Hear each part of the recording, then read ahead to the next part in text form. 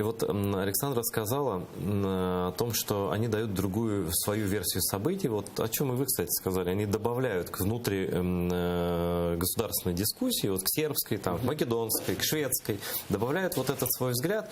И не кажется ли вам, что вот сейчас даже время фейк-ньюс уже прошло, уже распятых мальчиков никто не употребляет, да? А сейчас наступило время таких фейк-комментс.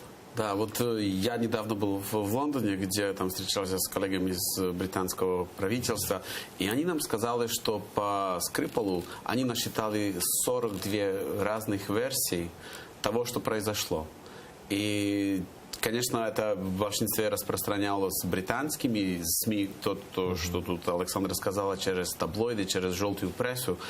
И, конечно, опять шли, может, первые импульсы через какие-то там аккаунты в Твиттере, но они запускались.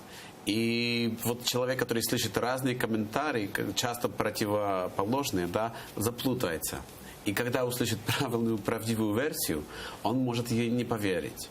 И вот это вот именно создает почву для разных популистов, потому что люди теряют точки, на которые могут опираться. Доверие, доверие, да. И они потеряны. И тут приходит человек, который говорит: а я вам скажу очень простую правду, виноваты те и те, где не нужно как-то сложно все объяснять.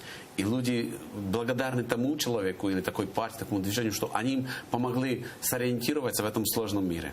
И вот именно так сейчас вот работает вот эта гибридная машина российской пропаганды. Но на самом деле можно это назвать вот в целом, да, и военное вмешательство, где-то военное, где-то и военное, информационное. Это можно назвать вот полноценной гибридной войной, которую Россия ведет, ну, по крайней мере, с Европой, да и в Америке тоже. Ну, то, что мы видим, что в некоторых странах, как, например, это было в Украине, то вот эта информационная как бы война, она подготовила мысли людей к тому, что могут начаться, к сожалению, вот горячие военные действия.